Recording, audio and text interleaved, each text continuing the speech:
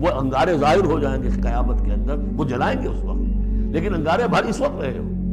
جو فرمایا کہ جو یتیموں کا مال ہڑپ کرتے ہیں ناحق طور پر، ما یاکلون فی بطونہم الا نار، وہ آگ بھر رہے ہیں اپنے پیٹوں کے اندر، لیکن اس وقت وہ آگ ٹھنڈی ہے، شوگر کوٹڈ ہے، اوپر اس کے انسولیشن ہے، وہ آپ کے معدے کو جلاتی نہیں جا کر، لیکن وہی ہے تو آگ۔ بہرحال تم ترجیح دیتے ہو دنیا کو، تم لوگوں کو زیادہ سے زیادہ اور ایک دوسرے سے بڑھ کر دنیا حاصل کرنے کی دھن نے غفلت میں ڈال رکھا ہے، یہاں تک کہ اسی فکر میں تم لبے گور تک پہنچ جاتے ہو۔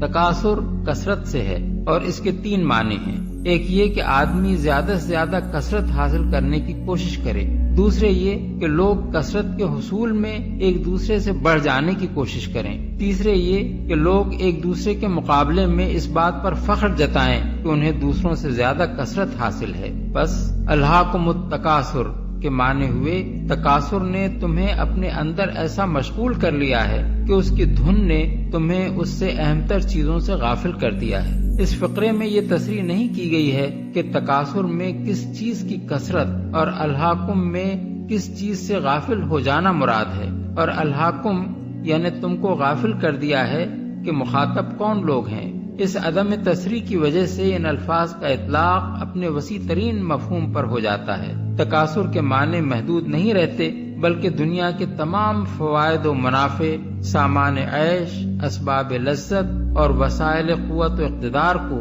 زیادہ سے زیادہ حاصل کرنے کی سعی و جہد کرنا، ان کے حصول میں ایک دوسرے سے بڑھ جانے کی کوشش کرنا اور ایک دوسرے کے مقابلے میں ان کی کثرت پر فخر جتانا اس کے مفہوم میں شامل ہو جاتا ہے۔ اسی طرح الحاکم کے مخاطب بھی محدود نہیں رہتے، بلکہ ہر زمانے کے لوگ اپنی انفرادی حیثیت سے بھی اور اجتماعی حیثیت سے بھی اس کے مخاطب ہو جاتے ہیں کہ لوگوں کو اس تکاثر کی دھن نے ہر اس چیز سے غافل کر دیا ہے جو اس کی بنسبت اہم تر ہے۔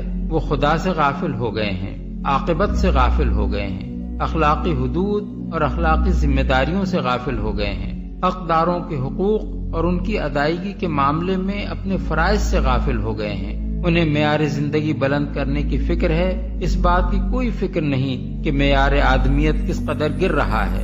انہیں زیادہ سے زیادہ دولت چاہیے، اس بات کی کوئی پرواہ نہیں کہ وہ کس ذریعے سے حاصل ہوتی ہے۔ انہیں عیش و عشرت اور جسمانی لذتوں کے سامان زیادہ سے زیادہ مطلوب ہیں۔